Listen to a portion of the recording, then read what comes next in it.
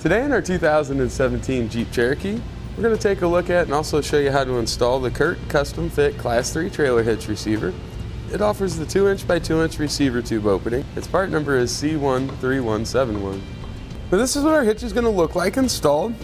We're going to have the square crossbeam. It's going to come over and meet at our receiver tube opening. See, that's finished off with a nice flush looking reinforcement collar. It's going to be just inset of the bumper a little bit there, so we're not going to have to worry about really bumping into it or anything like that as we're walking around. Now this is a Class 3 hitch, so this is going to be very, very versatile. It's going to work out great with bike racks, cargo carriers, ball mounts.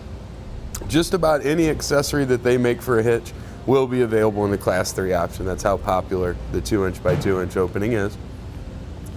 Now when you go to secure all of your items, we've got a single pinhole here on the side. This is 5/8 of an inch in diameter. You want to choose Class 3 accessories, and you'll see there's plenty of room there for whatever type you might choose, whether it's just a standard pin and clip, maybe a locking hitch pin, or even anti-rattle device. And the collar around the end will allow us to use some of the hitch immobilizer products that are out there as well. Now you'll notice we've got a plate style safety chain connection point here. It's going to have a nice large squared style, rectangle style hole, so we should have plenty of room there to get whatever style chain connected that you might want. Now there are two different styles of hitch available for the Cherokee. In this case, we are using the type that has the exposed cross member or cross tube.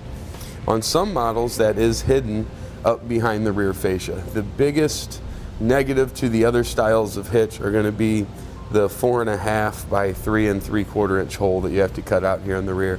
So I think this hitch is going to provide a really good alternative if you don't want to modify the vehicle, or if maybe it's a lease car and you have to turn it back in at the end of a certain period or something like that. You certainly don't want to turn it back in with a big hole in it. So this hitch is going to be a good and versatile hitch. You're going to see it a little bit more, but it requires less vehicle modification, and the installation process is going to be pretty much the same side to side, this one being maybe just a little bit easier. Now as far as weight capacities go for our hitch, we've got a 750 pound tongue weight rating. That's the maximum downward force that we can put here at the receiver tube opening, and it's going to give us a 5,000 pound gross trailer weight rating. That would be the total weight of our trailer and anything that we were to load up on it. The hitch is rated for use with weight distribution. The tongue weight is going to stay the same when using weight distribution. However, that gross trailer weight rating, it goes up to 6,000 pounds. You'll definitely want to check the owner's manual on the Cherokee though. You need to see what its tow rating is and go off of whichever of those numbers are the lowest. Now a few measurements that you'll find helpful in selecting your ball mount, bike rack, or hitch cargo carrier will be from the ground to the inside top edge of a receiver tube opening. We're going to have about 11.25 inches. Then from the center of our hitch pin hole to the outermost edge of our bumper, it's going to be about 4. Now you do want to keep in mind when choosing accessories for your hitch, with the receiver tube opening being lower than 13 inches, it's a good idea to choose products that have a raised shank so you can help promote better ground clearance at the rear. Now to begin our installation, we need to take care of our frame rails here by doing a couple things. One, we've got some square hole plugs. We want to get these removed. That's going to give us access to get into our attachment points. It's where we'll be putting our hardware in. These are just rubber plugs. You can pull them out. This is going to be our forward attachment point for the bottom. This is going to be our rear attachment point for the bottom. And then just up on this outside edge, there's a hole. That's going to be our side attachment point. You see there's a little bit of caulk that kind of seals those up. We want to take that down to where it's pretty flush so that doesn't interfere with the side plate of the hitch. Now on our driver's side, it's going to be the same thing. You got the plug here, that caulk there. But if you've got any wiring that runs down and around, we want to take that down for now.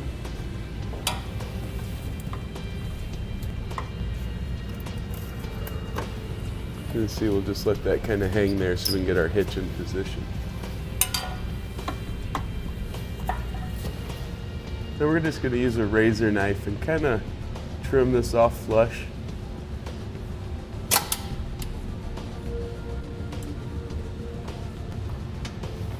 Alright, that should be good.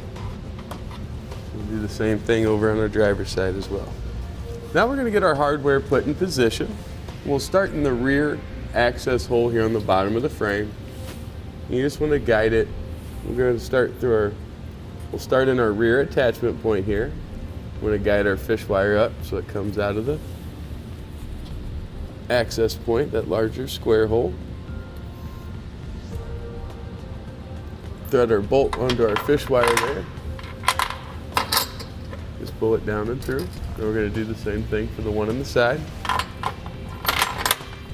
That one's going to come out of the side there. And then once we have the bolt engaged in the block, we want to just kind of tip that back in. That way that we can raise our hitch in and then pull it out. Then for that forward attachment point, we'll be using a reverse fish wire technique, which essentially just means you're going to put your spacer block and bolt on your wire before you put it in. Just like that. The bolt will go up in, spacer block will go in, then we'll pull that down through. And we'll go do the exact same thing for our driver's side. Now with the help of an extra set of hands, we'll be able to get our hitch raised up into position. We're kind of going to go, this is a single exhaust, so we'll go kind of in front of it and back over it on that side. And we do want to remember we need to avoid that wiring that's over there. Now you'll put your fish wires down through the corresponding holes.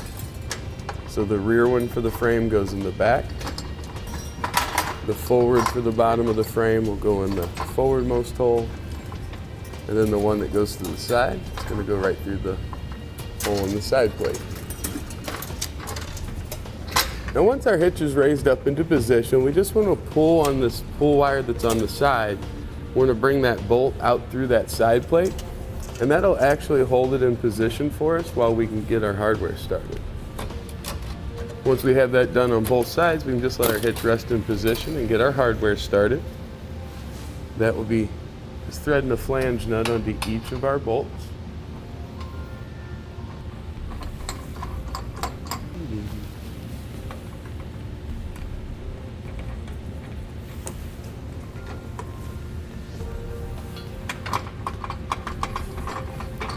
All right, now we're ready to use a 3/4 or 19mm socket. We want to get all of our hardware snug down.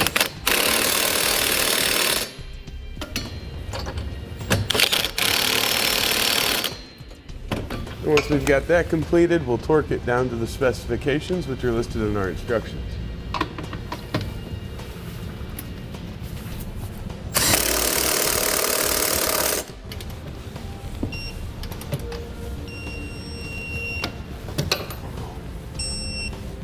With everything torqued down properly, that's going to complete our installation of the CURT Custom-Fit Class 3 Trailer Hitch Receiver, part number C13171 on our 2017 Jeep Cherokee.